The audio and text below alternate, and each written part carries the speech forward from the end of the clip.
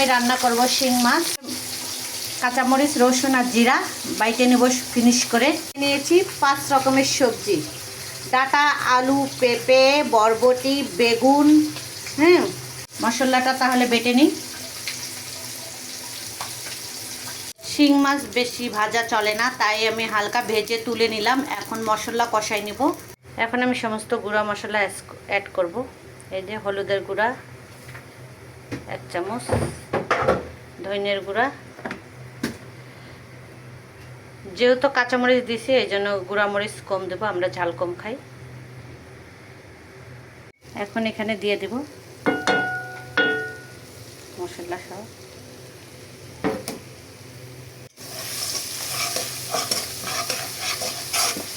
এগুলো ভালো করে কষাই নিব, তারপর হচ্ছে সবজি দিয়ে দিব।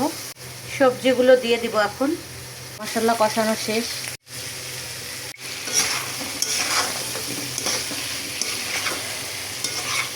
এগুলো একটু ঢেকে দিব হালকা গরম পানি দিয়ে, তারপর আস্তে আস্তে সেদ্ধ, তারপর কষাইয়ে মাছ দেব।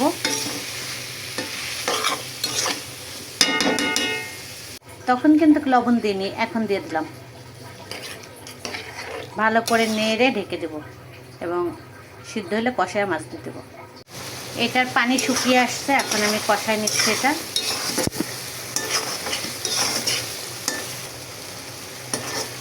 আমি যেভাবে রান্না করি যে কেউ রান্না করতে পারবে এইভাবে সহজভাবে, একদম সেম ফলো করতে হবে আমার মতো, তাহলে আপনি এই স্বাদটা পাবেন।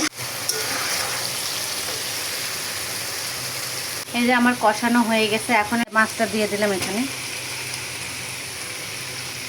তো ভাজা এবং সিদ্ধ করা হয়ে গেছে হাফ, এই জন্য আস্তে আস্তে নাইড়ে দিবেন একটু, তাহলে ভালো হবে, নাইলে ভেঙে যাবে। আর এই তরকারি কষানোর পরে কিন্তু গরম পানি অ্যাড করবেন, নাহলে কিন্তু সবজিগুলো শক্ত হয়ে যাবে। এই যে আমি এই যে গরম পানি অ্যাড করে দিলাম, এই বাটিতেই মাছ রাখছিলাম। এখন নেড়ে ঢেকে দিব, মাছ সবজি শেষ হওয়া না পর্যন্ত ঢেকে দিলাম। তরকারিটা আমার শেষের দিক, দেখছেন তরকারির কালার। আর সেই পেঁয়াজ আর জিরা ভেজে রাখছিলাম, এইটা দিয়ে দিব। আর কুষ্টের লোকরা এই বাজনা ছাড়া তরকারিই খায় না। দিয়ে সুন্দর করে নেড়ে দেব, ঢেকে রাখবো যেন যে ভাজনাটা দিলাম সেটা তরকারির সাথে মিশে যাওয়া পর্যন্ত, তারপর নামাই ফেলবো। রান্না শেষ।